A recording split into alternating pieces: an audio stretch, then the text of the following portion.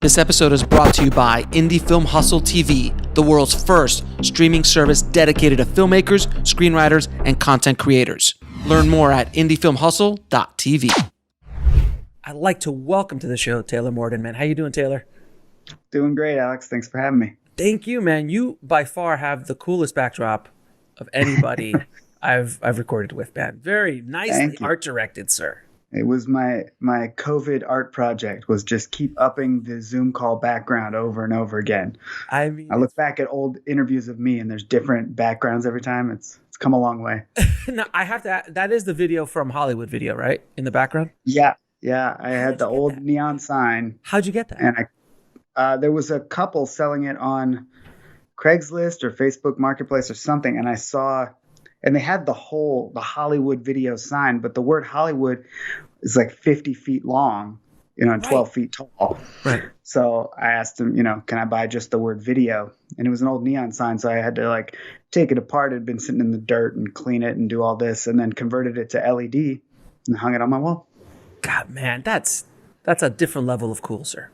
It's a different level of nerdy. I think you're saying nerdy wrong. Nerdy. Look, man, I got a Yoda behind me, so, I'm not too far behind you, sir.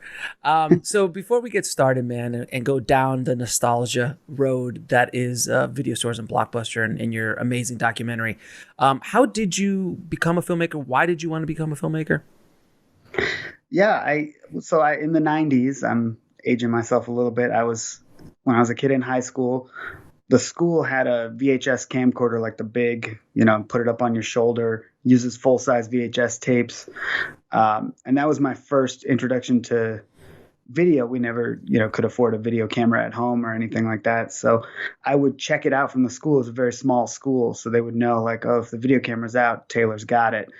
And I would do all my projects, school projects. If I could get out of writing a 5-page report by doing a 5-minute video, I did that all through high school, and I loved it, and kind of got the bug. And my senior year, the school invested in Premiere 1.0, and we had some kind of video capture card where you had to plug the VCR into the computer.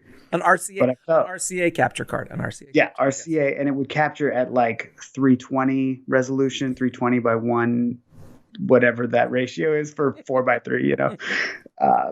It was bad.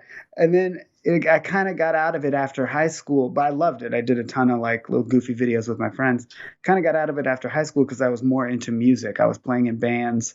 I wanted to be like a rock star and tour the world, put out albums and do all that. And I did.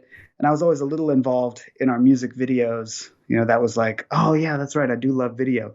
And then after college, I got my job was Flash animator. I got a digital arts degree, and I was doing those Flash intros on websites that you couldn't skip that everybody hated. So for people listening, I need to stop you there for a second because you are a Macromedia Flash. Before it was Adobe. So it's Macromedia Flash. You got a degree in Flash. So you got a degree in multimedia production /Flash. Money well spent, I think, for long term. It was definitely a long tail. It's essentially me getting a degree in VHS repair. Yes, which was a degree at the time that you could have got. I'm sure. Yeah. I'm sorry. I just had to point that out. Continue. No. You were very much correct. And then around 2010, 2011. Apple killed Flash. Basically, they just said, we're not going to support it on our iPhones and iPads. And then the whole internet went, okay, well, we're not going to use it anymore. And it was gone. And so also at that time, video was taking the place of that. Broadband was everywhere. And you could put a video on a website instead of a Flash animation. So, and DSLRs were getting to the point where even a struggling musician like me could afford one that could do a decent job. I had the Canon T2i, and it did okay looking video with the 50 millimeter 1.8 lens that everybody had. Mm-hmm. And I started just doing video work with that, commercials and weddings and just anything you could point a camera at. Real estate. I shot real estate for a while, and I did that for a while, and I made a decent living as a videographer. in Washington, D.C. And then I moved back here to Oregon 6 years ago. And all that work dried up because it's a small town and there aren't enough weddings and car commercials to keep me afloat. And that's sort of when I decided I wanted to try making documentary movies. I figured I have the skill set. I had a slightly better camera at that time. And I thought maybe I can make a documentary. And basically I asked my wife, is it okay if I spend a year trying to make a movie? Because I'm not going to earn money doing that. And she gave me 1 year. She said, try it, figure out how to do it. And, in a year, if it looks like it's going to make any money, you can keep doing this. Otherwise, go get a job at Best Buy. And it's almost 6 years later, and I haven't had to get that job yet. But the threat is always there. Always there. Always hanging over your head. Like, I believe in you, but the clock is ticking. You go make your movies, but eventually you'll have to get a real job. Yeah, I've been trying to get a real job now for 20 odd years. So so I feel you. Oh no, you can imagine if I tell my dad now or my parents now, they're like, "So what do you do now?" I'm like, "Oh, I talk on the internet. And I've got a podcast." Like, what's a podcast? I'm like, "Oh man." I also do movies, and she's like, "What?" And they're like, "Okay, do you live in Los Angeles? You have a house. Apparently you're doing something. Okay, so go with God."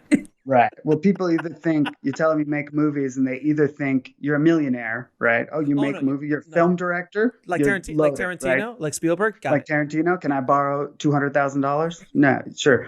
Or if they've ever met a filmmaker, they know you have no money, and they're like, "Oh, I'm sorry." Oh, you're a filmmaker. Oh, that's a shame. Yeah. So that's essentially what we get. No, it's always fascinating to meet people outside of the carny world that is filmmaking, because we are carnies. I mean, it's just we're carny folks. We smell of cabbage. We have small hands.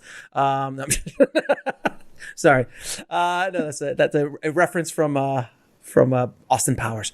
But we are carnies in many ways. The film industry is such a small business, and it's kind of very misunderstood by people outside the business. So they automatically think that you're super wealthy, you're super rich, or you're famous, or this or that. And it's really interesting, especially from the older generation who has no idea.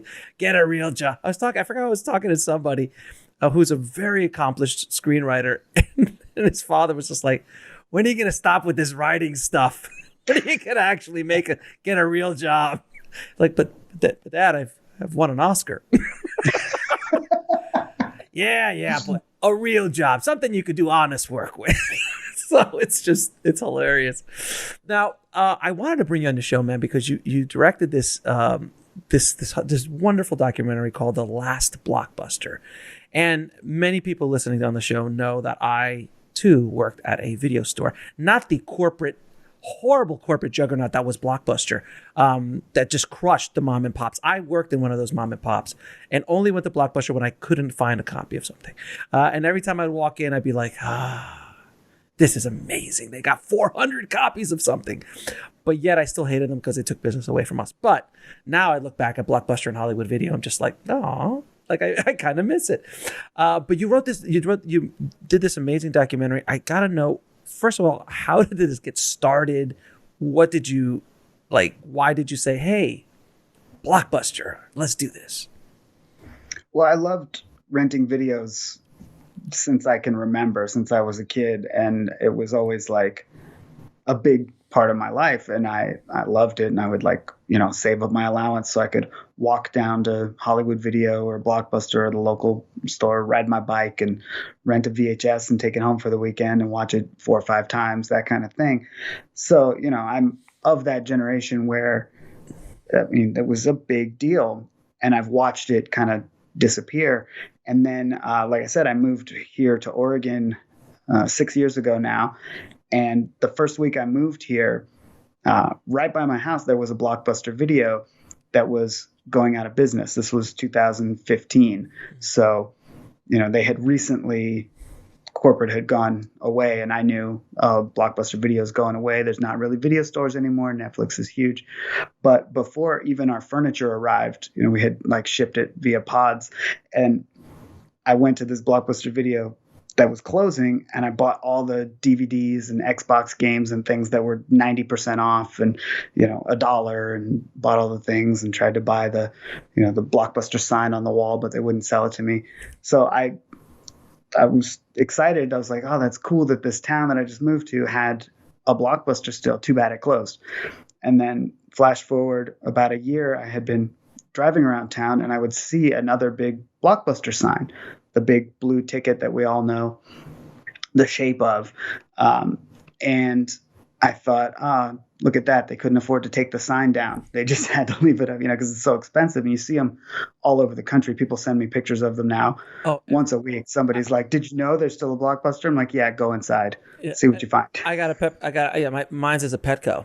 It's a giant, it's a new Petco, but they wouldn't take the damn thing down. So it's like it's like a movie ticket with Petco on it. They're like, I'm not taking that down. That's going to cost you. Yeah. The one in Washington, D.C.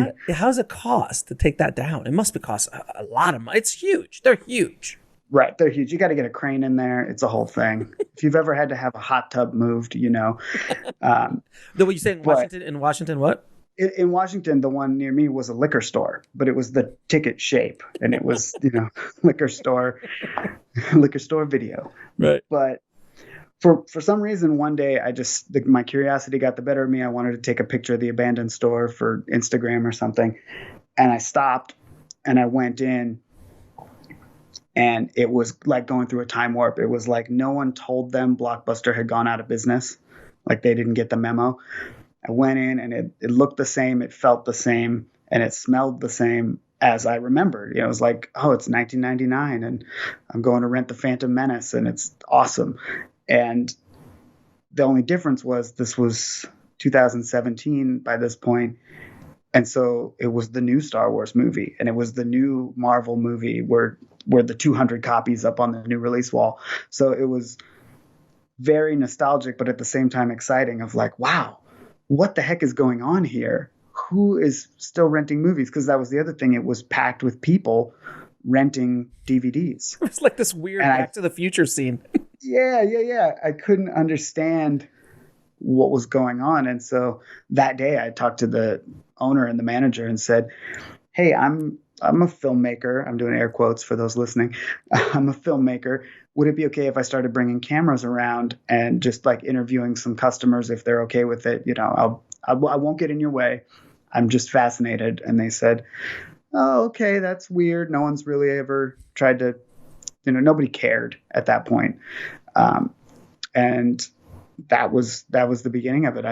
It's now 4 years later and the movie's just now out. So, and when you started, there was still, 13 Blockbusters? 12. 12. So 12 Blockbusters around the country. And then the 13th one was the one by my house that closed down. Right. So it just so happened that you befriended the one Blockbuster that's still in existence. So it just was happenstance that you moved to Oregon and you were close to that one. You could have moved to Alaska. Right, because that one held up for a little while, and that whole John Oliver thing. I remember John Oliver sent the jockstrap from Cinderella Man or something like that for Russell Crowe's to get people to come in the store. And when we hear like, oh, in Alaska they've got Blockbusters, like that makes sense. There's probably bad internet there, and it's still a thing, and it's smaller towns. I'll buy that. When we started, we for sure thought the Alaska stores would outlast the Oregon store. We had no delusions that this was going to be the last Blockbuster in the whole world, but we still thought it was an interesting story, and we were just like, well, we'll follow this store and see what happens.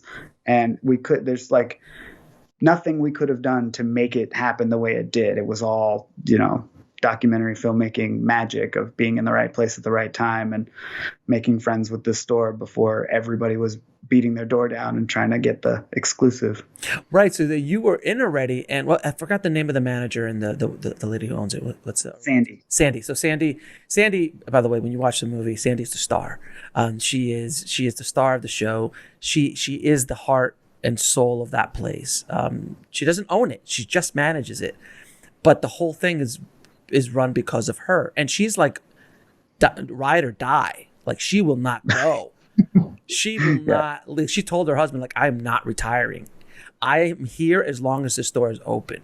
And I will continue to keep. It's just amazing. So while you got in early in 2015, then I'm sure there was other filmmakers or other news organizations or other that wanted to come in to have that kind of same access and say, "These like, no, we're good. We got somebody. We've got this filmmaker who's already doing a documentary on us, and we love him. We love Taylor." Is that basically the way it goes?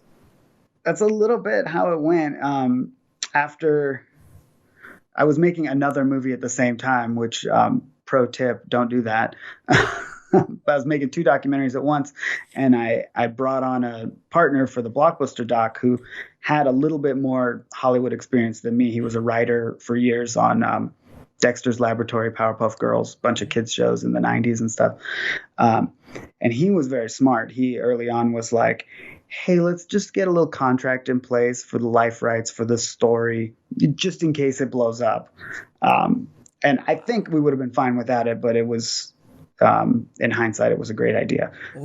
What a great suggestion.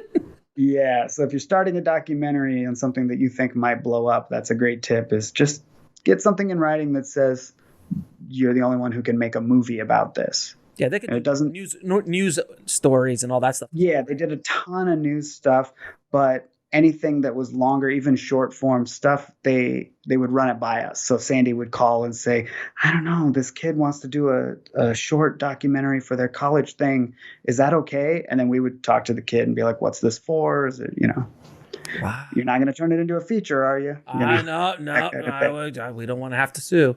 That's awesome, man. That's amazing. I don't know if I might have mentioned this to you once. Or I know I mentioned it on the show once.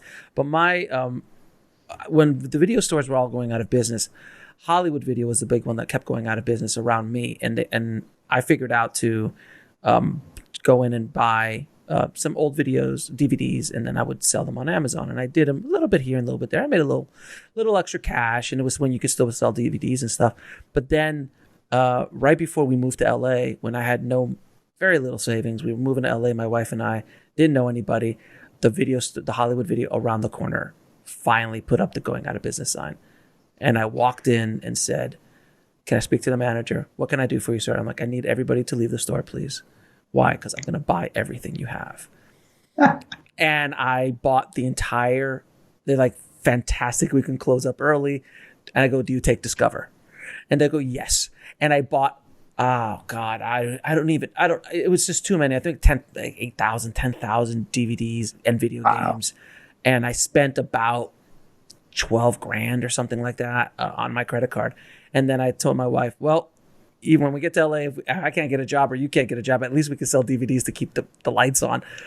And that's what we did. I mean, we fortunately both of us got jobs right away, and I was off and running and she was off and running, but we must have made 30, 40 grand selling DVD for the next year. It was just a slow drip of like DVD sales and video game sales. I had GameCube, like those old GameCube TV. Oh yeah. The little disc. I sold everything, and that was the Hollywood Video. That was the one that went down on. But I never did a Blockbuster because I think Blockbusters were still too solid when I left. Because I left in 2008. Mm-hmm. In 2008, yeah, they were still. Blockbuster was still, but Hollywood Video was having issues. So that's when they went down. So I never did a Blockbuster. They would start going out of business, and I would here in LA. When I got here, there were still Blockbusters. I got here in 2008, so there were Blockbusters everywhere. Yeah. But then I would, like, as the years go by, I would keep driving by this block. I'm like, how are they still alive? How are they still going? And then that one turned into a Sherman Williams paint store. And, and then the other one turned into the Petco. And then slowly but surely, there was a couple of video stores left in my area in the Valley. And one of them is still there, but they're like a VHS. They only do VHS. They're still alive. And I think it's just like anytime you see a documentary about nostalgic VHS or they just go there and rent it out for the day. It's so it's amazing.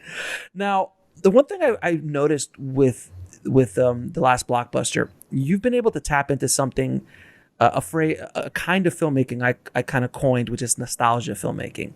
You're attaching your film to an existing audience that's really all about nostalgia. So all those VHS documentaries, all the documentaries on, like, oh, that was that one at HBO about the water theme park that killed people.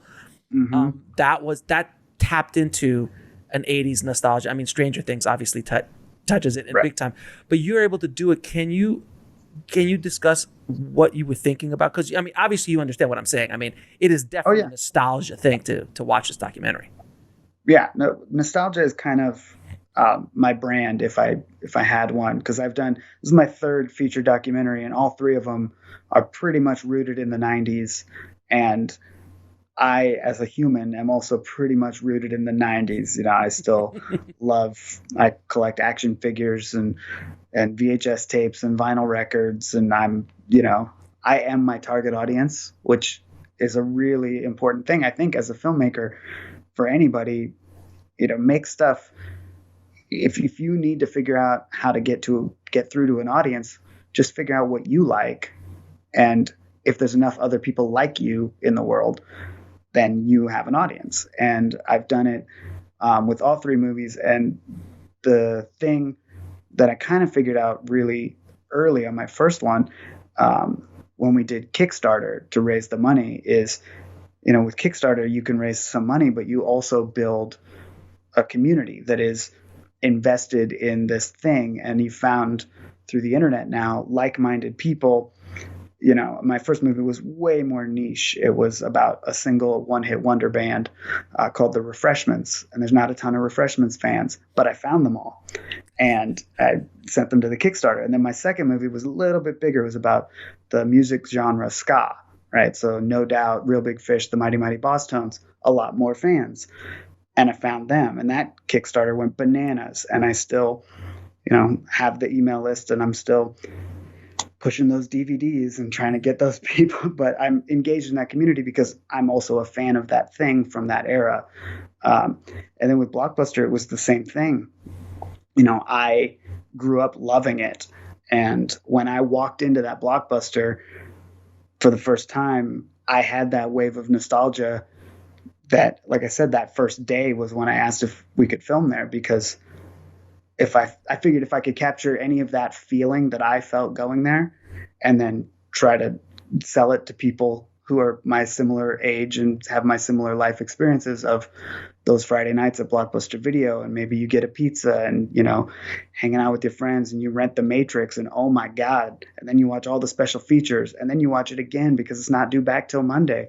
Like, that feeling, it's gone in the world now. So being able to tap into that, just from, like, you're getting at the marketing standpoint of, like, how do you, capture this vibe or this nostalgia and then try to sell it to people. I don't think it's that hard. It's people want it.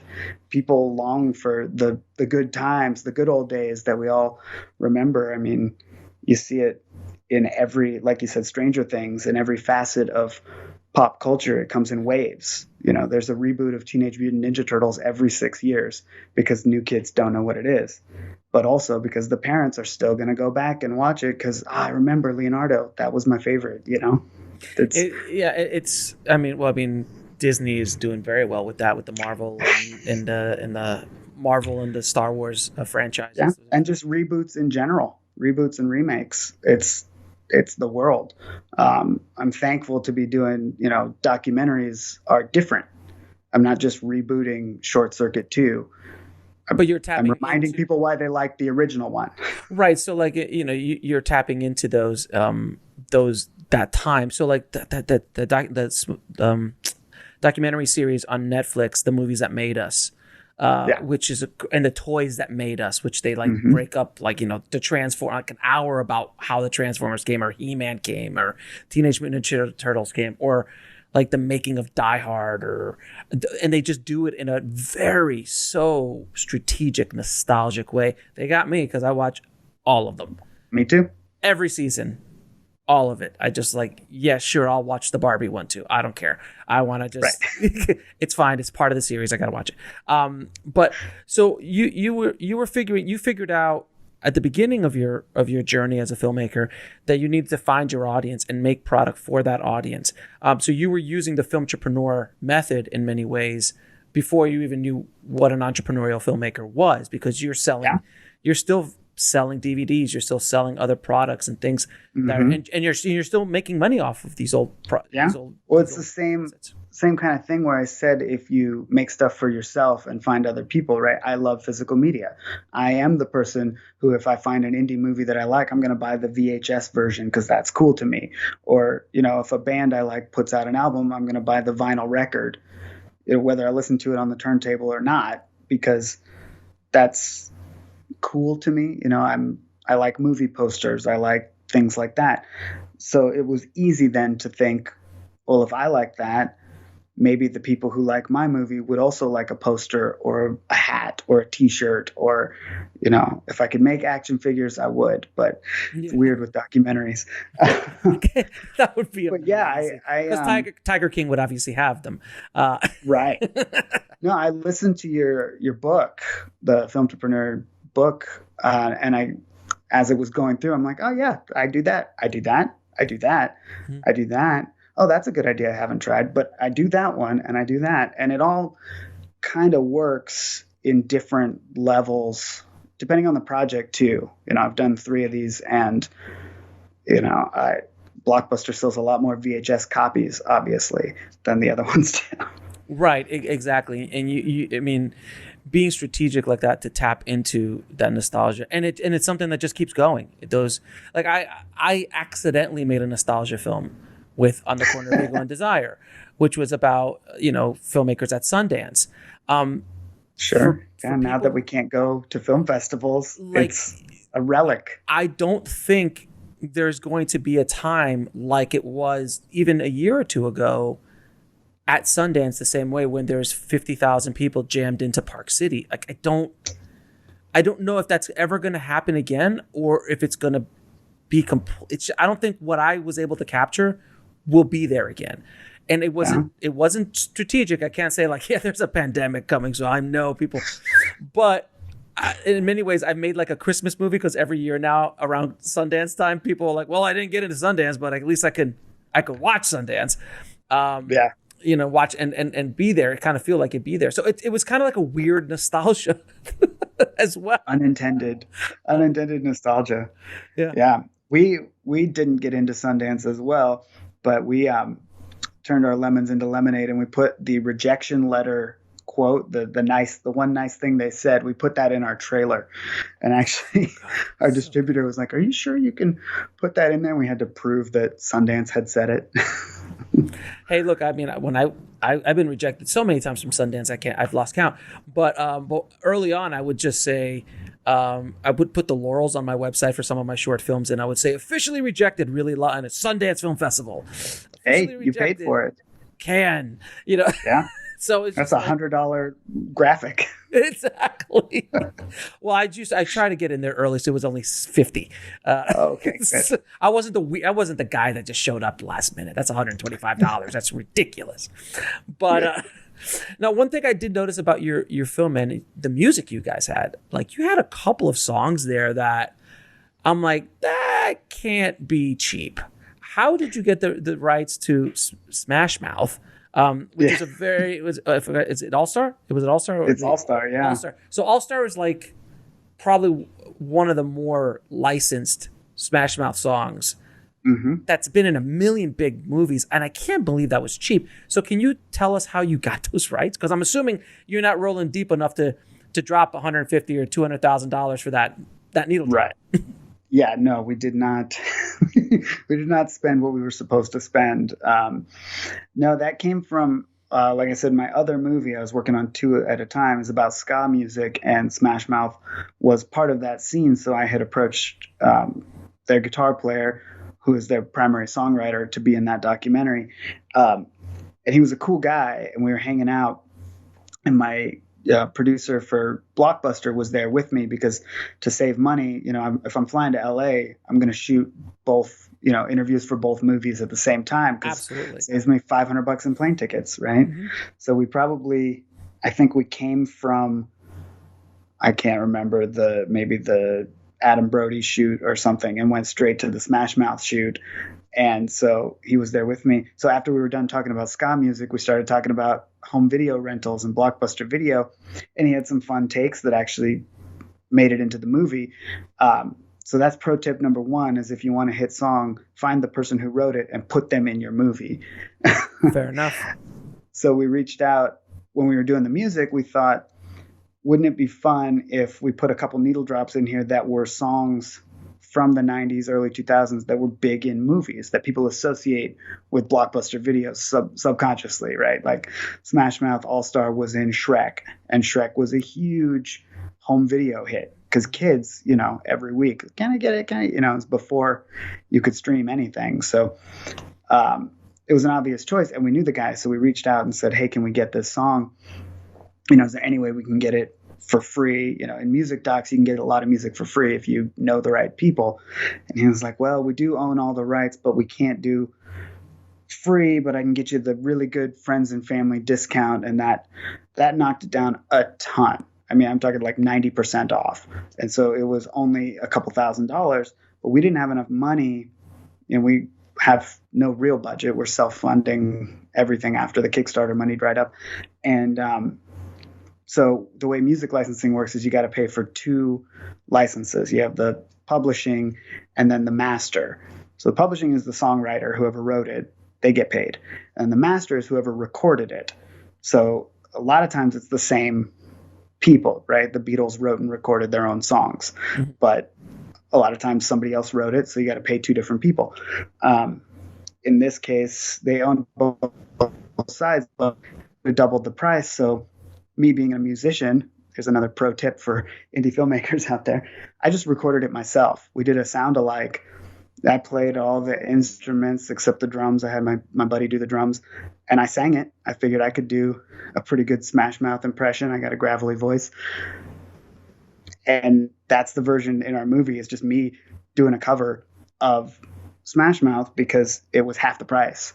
And we did the same thing. There's another hit song in there, and it was my producer's wife is also a professional singer, and she sang the other song so that it wouldn't, give away our secret. But it's in the credits, so it's not really a secret. But so that's All-Star, written by Smash Mouth, performed by Taylor Morden. So that's a really great tip, because even for not even for docs, but for features as well, you can if you can get the songwriter to give you the rights at an affordable price, which a lot of times the songwriter will give it to you for an affordable right. It's generally the master, whoever owns the master, which is that the original recording. That's where the money. Those are the big record labels, yeah. And they're not giving. And then a lot of times they'll do a most favored nations deal where you have to pay the same for both. So even if you can get the publishing, for $1,000, which is cheap, the master holder might want 10 grand, and then you have to pay 10 grand for both. So now it's 20 because of the way they work those deals. So it's a slippery slope. But yeah, even if you just know somebody, find a local band you like and say, hey, I'll pay for your studio time. Go record me a version of this song. That's also why you hear so many covers now in movies and in trailers, especially. Like it's always like a cool modern cover of an 80s song. Well, a lot of times it's way cheaper to do that than to get the real song. And that's another great tip. Like again, and you could just find cover bands on YouTube or on SoundCloud or on Spotify or something like that. I'm like, hey, in my first movie I did that. I just found a cover I liked on YouTube, emailed the artist and said, hey, I've got, the songwriter signed off on this. Can I use your cover? And she was so happy to be in a movie. She didn't charge me anything. She was just like, great, put my name in the credits and send me a DVD when it's done. And that's pretty common. Yeah. Pro tip for everyone listening. Now, the other thing that I saw in your movies, and I've always wanted to know about this in documentaries, video clip rights. You cut away to clips that are not specific to to what, I mean, it is kind of specific to what you're talking about, but it's kind of like a reactionary thing, but it's not like part of a Blockbuster documentary. So it's not like a clip from a Blockbuster commercial, which we could talk about as well. I know there's limits to that, but like you would cut away to a shot of a film. I forgot which one, was like Tom Hanks or somebody like that, or I forgot. Yeah, we had Apollo 13 in there. Right, you had an Apollo 13 thing. So you're like, how does that work? Because I'm assuming you didn't call Universal up for those rights. We did not. And I would appreciate it if nobody calls them now. But they don't know about it. Shh, quiet. Yeah, that stuff is a little bit over my head as far as the legalese of it. But what you have to do when you're making a documentary is you need a lawyer, unfortunately. And that's on this one. I think it was our biggest budget item. Really was legal fees, because somebody's got to write up those contracts to clear those songs and all those movie clips, and even the things you pay to license. You need all the paperwork done correctly, and contracts and all that. And then you also need somebody for, if you're doing this kind of documentary, something called fair use, which is not like a hard and fast rule. It's an argument.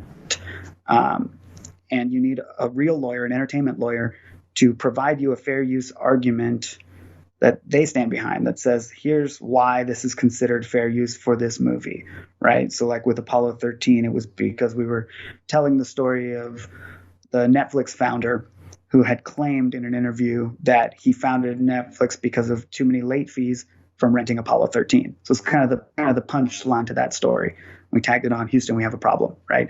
It all fits. And there's a couple of arguments there. One is the fair use for context. And then you have to, for the lawyers, you have to tell them we used 7 seconds of the movie. The total movie is 2 hours long. So this is 0.3% of the movie. And we used it, to illustrate this point in this context. Blah, blah, blah, blah, blah, blah, blah. And they put all that together to come up with a fair use argument. A fair use argument for our movie, I think it was like a 50-page document that covers everything. And you take that, and that's what you give to your insurance company to get your E&O insurance, which is what you then take to your distributor. So it's this whole chain of like, the lawyer says it's okay, for whatever legal reasons. A lot of times I don't understand the argument, but they're like, well, in this case of, the NFL versus John Smith, it was proven that you can whatever. And it's either, I think there's satire, there's educational, and another one, but there's a few different things that you can claim, because it's okay to make fun of someone. Mm-hmm. And use then, those clips, and use those. And use their picture or something like that, so that your audience knows. Commentary. Yeah, commentary is another thing. Like as long as you are actively talking about it, unless the entire, like I can't just take a movie like Apollo 13 and just do an audio commentary and sell it. That's not doable. Like there has to be right, like that, like right. But if you were doing an essay about movies about space and what they got right and what they didn't, you could show a clip that says, oh, they got this right. Here's the 10 seconds where they got it right. And so it's all about context. And, like I said, there's a reason these lawyers make more money than I do on these projects. Well, like, if you're making a documentary about Ron Howard, I mean, you can show clips of his filmography as people are talking about his stuff. So there is, but it's not a hard and fast, like we can still get sued. It's just in these lawyers' opinion, based on other cases in similar situations, we would win. And that's what the insurance company uses to say, okay, we'll give you insurance, because that's who pays the legal fees in the event that whoever, Universal, sues us for 5 seconds of Tom Hanks in our documentary about Blockbuster Video, which I would argue that all movies are fair game because they were all in Blockbuster Video. That's an argument to be had. But there was that room, was it that movie called Room 227, the 237. Oh, 237, yeah. 237. The Shining. Which was the documentary on Kubrick and The Shining. And my God, the entire movie is just wall-to-wall clips from Shining, Eyes Wide Shut. They may have had to get permission. I doubt that. I mean, there is a limit. I mean, no, but I don't know how they did it, and I might have him on the show soon, so we'll find out. But I want to find out, like, how did they get away? Because it's like, but at the very beginning they say Warner Brothers this is not approved by them or anything. So there was a big disclaimer. First things that come up. So there has to be I don't know what they did, but I want that lawyer. Anyway. Yeah. That's pretty remarkable. Interesting. Yeah, you had to deal with 7 seconds. I can imagine having to deal with a whole movie like that. Yeah, in my music doc, the ska one, we had a few news clips and music video clips, and music is way more Oh, dangerous. fair. You know, you're not supposed to use any seconds of any hit songs, but you know, if it's attached to a music video in the context of talking about music videos being on MTV, it's like borderline okay. But my lawyer on that one, she kept sending me back things and being like, you got to shave 2 seconds off of that clip. You gotta Oh, it's got to brutal. make sure the audio doesn't go. You can't do any J cuts or L cuts with fair use clips. That's a fun tip. Yeah, it has to be just the clip. Yeah, the audio has to be contained within the video. You can't. You can't have someone. Then you can't have that music kind of fade into another Right, clip, another exactly. video clip, because it's like, oh, it's smoother, it's nicer. Yeah, no. Yeah, so we would record sound-alike music that's like in the same vibe, but it's nowhere near the right song, so that it wouldn't have a harsh stop, right? So it could keep going, and it would just be like our little lounge music version of the song. So what's your distribution plan, and what did you I don't think you self-distributed, right? You actually have a distributor? Right. So I self-distributed my first 2 movies, and using film entrepreneur methods and selling DVDs out of my garage still to this day. And it's great, and I love it. I love the relationship you get with your audience and the control you have over everything. But with this one, you know, Blockbuster Video is such a well-known thing. It's niche, but it's not, right? Like if you go into a room of 10 people and you say, hey, I got a story about Blockbuster Video, 9 of them are going to be interested, because unless they're under 20 years old, they grew up with it and it's been a part of their lives. So we kind of knew early on with this one, and I also have a partner on it who has done more of the traditional route, where we wanted some kind of a traditional, you know, we want a good publicist. We want to get reviewed in the New York Times, and we want to be on all the platforms, you know, because self-releasing, you can only really get on Amazon unless you go through an aggregator or And pay. Like I was always, and by the way, not anymore. not anymore. Yeah, they stopped Right. accepting documentaries, that's a whole other Yeah, conversation. I had one of mine pulled off of, it was up for Prime in the UK. I was testing out Prime to see, like, everybody says you can make some money on Prime, because I've always only done TVOD on Amazon, which has been great because I can drive the traffic.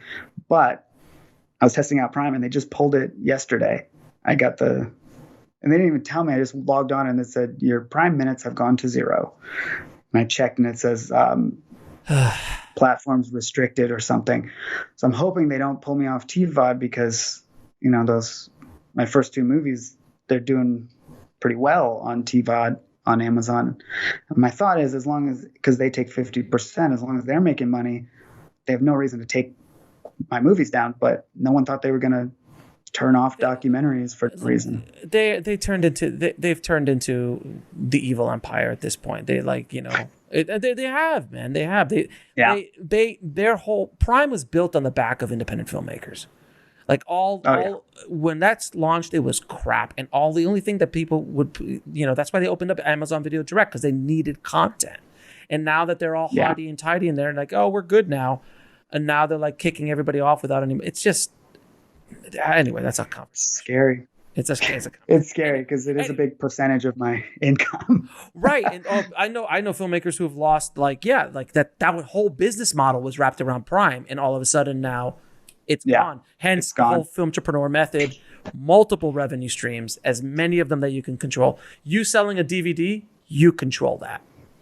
Yeah. That's a revenue stream. And the same with this. So we did do a traditional distributor. We went with a company called 1091, who used to be part of a company called The Orchard, and they've done a lot of really cool indie releases, like the early Taika Waititi movies and stuff like that. And we kind of liked their vibe. We had talked to a bunch of distributors, and we did get in a little bit of a bidding war of, you know, bouncing deals back and forth, and they beat everybody else's offers. So we went with them because they also sounded like they kind of understood what we were trying to do and how we wanted to market the movie and all that. But we did keep our physical rights and our theatrical rights, which at the time we thought there might be theaters. There aren't, but we were able to do some drive-ins and stuff, which was cool. But physical has been doing well.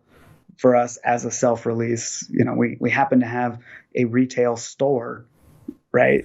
We which have is which is the two last big racks Blockbuster. at Blockbuster Video, which not many filmmakers get. You know, when You when have you an make an indie exclusive. You film, have an yeah, exclusive Blockbuster. You're the first. we did. We actually, I looked it up. We had the first Blockbuster exclusive DVD since 2011, and we gave them a 4-month window before it's on. You know, you can buy the DVD on Amazon now, but for 4 months you could only get it through their website or in their store. And it was a Blockbuster exclusive, first It one in helps a them and decade. it helps them keep them alive too. I'm assuming that's like a great Yeah. souvenir when people go to visit. It's a great souvenir, and we're helping a huge chunk of the revenue. We basically split the profit on the DVD with the store. So, you know, it's great for them to have something like that they can sell, because a lot of their customers are tourists and they're not going to rent something, but they will buy, oh, this movie's about this store and I can buy it at this store that I've been to. Wow. That's actually kind of cool. It's actually kind of cool that you could do that. And I'm assuming those VHS sales are slamming. So we did partner with like an indie VHS company called Lunch Meat VHS, and they did a limited run of 100 units, and it sold out in 30 minutes. So we're doing another one. You got to keep an eye on our website to know when that's going to launch, because it'll probably sell out in 30 minutes. So, but the thing is, when you're making VHS, there is no new VHS is being made right now, right? There's no, it's there? Yeah. There's no company in the world, or at least not in the States, who actually manufacture a brand new VHS. Now, there's still a lot of VHS out there still, a ton. And Yeah. they're just like they're I old think that's true. I think that's the case. Are they old schooling and putting a piece of tape on it and recording it? So we did a Kickstarter reward of just like limited to 20 units, because I knew I'd have to make them myself, of like the first run of VHS made by the director. And I literally put the tape over the old VHS and recorded it in real time. You know, it takes 2 hours to make a VHS, not to mention the time to print the cover, cut the cover, stuff it in the thing. Oh, and it's brutal. And I don't know where you get new clamshell cases. So I went to thrift stores and bought, old movies that were in rental cases. So some of them have like the cool, 3-day rental or, new release stick on the case still. And I figured those are cool limited variants. But for the new ones, they're getting like new VHS from somewhere. Like it's not being taped over something. It's a fresh tape. And they even do them. Ours are in yellow and blue plastic tapes to be the Blockbuster colors, which is really cool.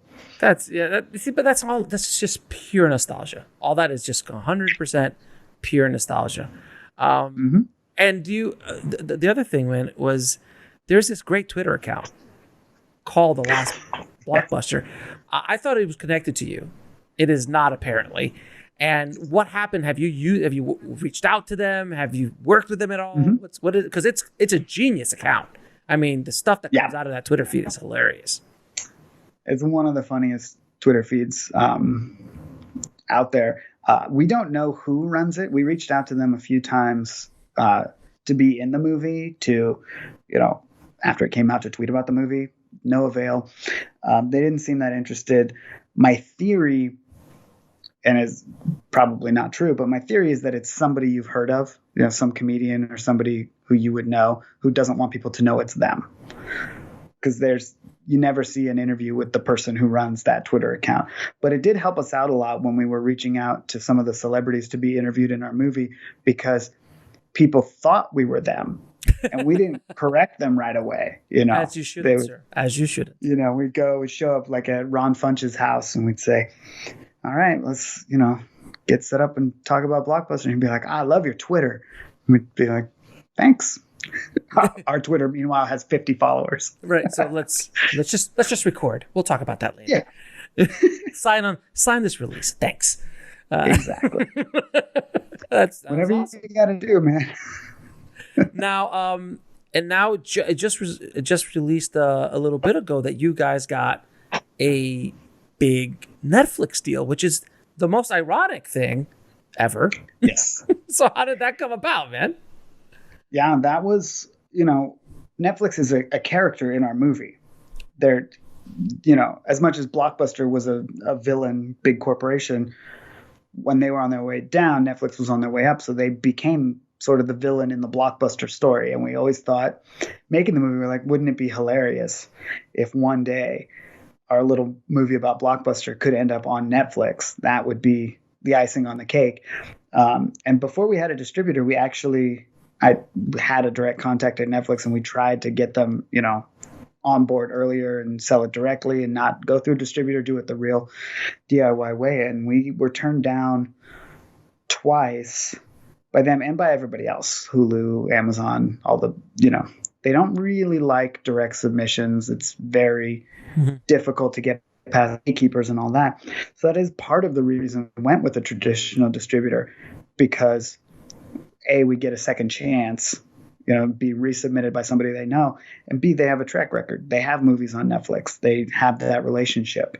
And so once we signed with 1091 back last summer, and we were working out all these, license deals, they got offers from all the big platforms for us. And we were astonished. We were like, well, that just goes to show you there's a limit to what you can do in a DIY way, because people just won't listen to you, or they don't want to deal with you. They don't want to put a new vendor in their payment system to cut you a check. It's just as simple as it's annoying to work with somebody new. So going through the distributor, they, got us these offers, and Netflix was, I don't even know if it was the best financially, but it was the funniest place for it to end up. And we figured maybe that would get us, on a BuzzFeed article or something. So and that a lot of people was kind of see it now. A lot of people are going to see it now. Right. We'll never know how many people, because Netflix, guards their data like it's a pile of gold, and it is. But it's hilarious to me. And, as an indie filmmaker trying to make some kind of career, I feel like I have a movie on Netflix is a good opening line for future conversation. There can be no harm from it, I don't think. From people I've interviewed and spoken to over the years, who, like, if their film gets on Netflix, a lot of people see it. A lot of people will see it for the most part. I mean, it depends on the movie and things like that. But something called The Last Blockbuster on Netflix, I have to believe it's going to be a huge hit. And I hope so. We'll see. It's hilarious either way. So I'm a fan. And Sandy's going to be, she's already famous. She's already famous because of you. She's famous around here for sure. Everybody loves Sandy. Everybody knows her. Now, I'm going to ask you a few questions I ask all my guests, dude. What advice would you give a filmmaker trying to break into the business today? Oh, today is weird. Like literally, because it's hard. Weird. Literally today, with COVID and all that, what I've been doing is just writing stuff and planning for future shoots. Because I'm one of those people who's not out there filming. But if it weren't COVID times, I think the advice is do the thing. Everybody who's starting out now is so much luckier than we were starting out with the VHS cameras and the 2 VCRs hooked together to try to figure out editing, all that stuff. And now our phones are, 10 times better than anything we ever had. So the advice is just make stuff and don't ask anyone for permission. You'd be surprised what you can already do. I think that's kind of the thing, just to go for it. Now, what is the lesson that took you the longest to learn, whether in the film business or in life? So I just recently did my taxes. It started doing what people would call real bookkeeping for my business. I'm doing air quotes again. I would say how to deal with the money side of all of it. I'm still bad at it, so it's still something I'm trying to learn. But I just want to make movies and make art and make music and do all these things. And I've always hated the money side of it. I wish I had started to pay attention to it earlier. You and MC Hammer. Yeah, me and MC Hammer. Yeah. So that one's taken me quite a while. And my wife doesn't love my inability to keep proper books. Oh, my wife stopped worrying about that years ago because now she doesn't. So that's the that's the that's the key. solution. Because they just are like, look, I can't hunt and cook. I'm sorry. I can go hunt, but I can't cook as well. So Sure. I Yeah. don't, okay, she could be the hunter, I could be the cook. It doesn't matter. Whichever way it is, I want to get Right. into all that. But there's certain skill sets that you have as an artist, and I know what my sweet spots are. You want me to start Right. doing accounting and math? You're going to run into trouble. It's just so, Right. and you can afford. I mean, look, a lot of times if you're out there listening, a bookkeeper is not that expensive. If you're making some money that you need to keep track of your books, Right. it's not that expensive to hire a bookkeeper to come in every quarter and look things over, hopefully. But yes, taxes. Well, maybe I'll try that. Yeah. Yeah. No, It's yeah. Dude, it's trust the me. worst part about being Oh, indie filmmakers. You have to do all of the jobs, right? You don't just get to be a director, a producer, an editor, right. a colorist, a sound mixer. You do get to do those things, but you have to. But you're also, the Marketer, driver and the logistics Marketer, coordinator. tax, Yeah. accountant, Chef. Like, there's a Accountant. thousand. And Yeah. that's why I keep telling people so many times on the show is put as many tools into your toolbox as you possibly can, because you're going to need them even once you start rolling in the money. Once you're living the high life, hopefully one day I promise you that you're gonna really fall back on those tools that you've that experience without question. And 3 of your favorite films of all time. Well, I'll limit it to one per trilogy to make it fair. Fair enough. Because otherwise, all 3 of them would be so similar. So I'll start with The Empire Strikes Back. I'm a huge Star Wars fan, and it's the best one. So, but most of those movies I really enjoy. I'm one of those. I'll even tolerate the prequels kind of people. But Empire Strikes Back has always been. We could have a conversation about the prequels if you like. I'm sure we could. I'm sure we could. Look. Okay, wait, let's just stop for a second because I have a Yoda in the back, so I have to talk. Let's talk about this for a second. I went back and watched The Phantom Menace with my daughter the other day, and I'm a huge Star Wars fan. It was not particularly good, but some of the stuff inside of it is legendary. The Darth Maul sequences. Oh yeah.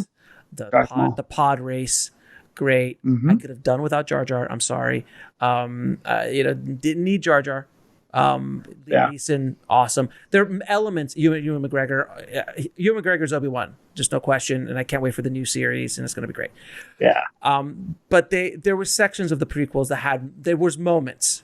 But look, there's people who that was their trilogy. There was a generation that was their trilogy. Like our generation, our trilogy was the original trilogy. Yeah. Other people's was that trilogy. And then there's another generation that it's the new trilogy, like my daughters and the youngins who think that that's like the greatest. And for another generation, it's the Clone Wars and the animated stuff, because there was that long period between. Oh yeah. That there was only. And then the luckiest generation are the youngest kids now who get introduced through The Mandalorian. Oh my God. And they're like, that's their first thing. It's like the best. Can you imagine being that lucky? To be the intro. Look, I was in the theater and I saw Empire when I was a kid. And I was too young for Star Wars, but I did see Empire. And I remember watching Star Wars for the first time on a black and white 7-inch TV in my room. And it was the greatest thing. It was the first time it was broadcast. It was like the craziest thing. Anyway, sorry, everybody. I just needed to touch on Empire and nostalgia. Hence, the whole theme of the show, nostalgia. Very powerful if you want to make a living in this business. If you could tap into any nostalgia, which is just another word for niche. But niche mixed with nostalgia is very powerful. Because I think you would agree with me on this. It connects to you emotionally, and when you connect emotionally to something, it'll cut through any marketing budget. Whatever you could be throwing $100 million worth of ads to watch the next Aquaman, and don't get me wrong, I like the first Aquaman, but like I'll put Aquaman 2 on because I want to watch the Last Blockbuster, because I want to go back to that emotion again. And that's powerful. But if you were one of those kids who growing up, Aquaman was your favorite comic book, the trailer could be 1 second of a picture of a fish and you would be there day one, you know, the special IMAX extra expensive ticket, whatever it is, because of that nostalgia. So, and we see that all the time. Like, they know when they make an Avengers movie, it's weird that they spend so much on marketing, because they really, really don't have to, because of the built-in nostalgia. Because I grew up reading Spider-Man comics, I'm going to watch whatever movie you make with Spider-Man in it, and I'm not going to like some of them, but I'm still going to be there day one, and you're going to get my ticket money. So. And now I think also that with the Avengers specifically, they've built in a decade plus of nostalgia. Like, so Robert Downey's Iron Man, right? Is nostalgia now. Like Chris Evans's Captain America, because they're not quote unquote doing it anymore. I think I just heard that Chris Evans might come back for a little bit. I read somewhere that Chris Evans signed to come back to do a few, and I think even Robert said, all right, give me another 70 million, I'll come back. He might come back. But there's nostalgia now for those early movies as well, and we're living in, because we've never had. Has there been a series that was a decade old and you're just so nostalgic with those characters? And we've seen a lot of Robert Downey as Iron Man over the last 10 years. I think James Bond is the only other one. Yeah. And then Star Wars when it came back. Right. You know, like when, you know, no Mandalorian spoilers, but the last scene of The Thing, when that happens, I mean, that is such a that's the nostalgia. That was such a blatant. Oh my God. So, and I swear, did you see the reaction videos online of grown ass men like us just sitting there, and the daughters and their young, like teenage daughters, are filming their dad losing their collective shit, crying at that scene in Mandalorian. I was there. I was here like this, like it has to be that. It was just weirdest thing I'd ever experienced, because I was, thank God, alone when I was watching it, and I was just acting like a child again. It was just such a amazing thing that they've done with that show. Guys, I'm sorry we have gone off the tracks. Back to the show. 2 other films you love. Okay. Great. The other one is Back to the Future Part 2 from a trilogy. And it's not everybody's favorite of the trilogy, but it's mine. I love it. I think you can't have Back to the Future without hoverboards. So it's the first one that has that. And it's obviously almost as accurate of predictions as The Simpsons for the future. There were so many things they got right. They got so many things right about the future. Back to the Future 2 was pretty amazing. And I don't know if you saw that. You probably have, but the fake documentary or the fake news story about the hoverboards with Robert Zemeckis talking about, like, they've been hiding this technology. Oh, yeah. And it was like, and they're just letting us use it now, and it's really real. That whole thing was pretty amazing. Viral marketing at the time. I was a little kid when that came out, and I had an older brother, 10 years older, and we lived in a small town in Oregon, and it was about an hour to get into town. We drive into town once a week, right, for shopping.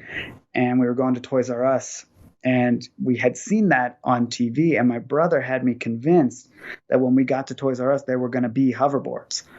And, you know, the whole thing, I thought, you know, it's going to be, they're real. They're going to be, they just released them. They're in the store. And I'm like 9 years old, and he's totally got me convinced. But we got there, and, you know, he pulled the switcheroo of like, oh no, government says they're too dangerous. We can't have them. They're real, but the government says, and I probably cried all the way home. But then I went back to elementary school, like convinced that they were real, and told all the other kids that they were real. And it was years before anybody corrected me and was like, you know, that was just marketing. That's marketing, sir. Marketing. Yes. Yeah. Well, good marketing. It worked. And third movie. The third movie is an often overlooked gem. We talked a bit about Tom Hanks earlier, but my all-time favorite movie that's not part of a trilogy is That Thing You Do, the Tom Hanks classic from 1996 about the one-hit wonder band, The Wonders. That was his directorial debut, if I'm not mistaken, wasn't it? It might be. I know he directed, accented, and wrote some of the songs. I think that was like the first time that he kind of jumped into the director's seat. He wanted to do something cool. I remember that. Yeah, it's a great film. A great soundtrack. It's great. Great. It's great. Always makes me smile. It's one of those, if it's on TV, I'll watch it even though I have it on VHS, DVD, and Blu-ray. I'll watch it on TV too. Of course. And of course, Betamax or something. I wish. And where can people find more about you, your work, where to get VHSs and things like that? Yeah, so my company is called PopMotion Pictures. That's my production company, popmotionpictures.com. Links to all the movies, but if you want to go straight to The Last Blockbuster, you can find it on Netflix, or go to lastblockbustermovie.com to find, the DVDs and the VHSs and the T-shirts and all that stuff they have at the store. Yeah, and is the lastblockbuster.com, that's for the store, or is it just for the movie? No, we link to the store for merch. The store is bendblockbuster.com. And it's weird. It's, we're both on all the social media platforms. So we try to put the word movie in all our accounts. So, one's the documentary and one's the store. They do a pretty good job with social media considering they're an outdated, video rental store, but they're on the TikTok just like we are. And, if you Google The Last Blockbuster, you'll find both the movie and the store. Taylor, man, thank you so much for being on the show. Thank you for making this movie, because it took me down memory. I wish you could give me the smell-o-vision. I wish you could, like when we watch it, I could smell it in it. Oh, look at that. Oh, hold on. Just listen for the people. Oh, stop that it. Sound, right? Oh, stop. Oh, the click. Oh my God. VHS tape, man. That's the closest I can do for a smell for you. But I do tell people, if you order our DVD from the store, it's shipped from the store. So, if you're not worried about COVID, when you open that package, you take a deep breath and it smells like Blockbuster in there. That's amazing. That's amazing. Taylor, man, thanks again for being on the show, man. I appreciate it, brother. Thanks for having me.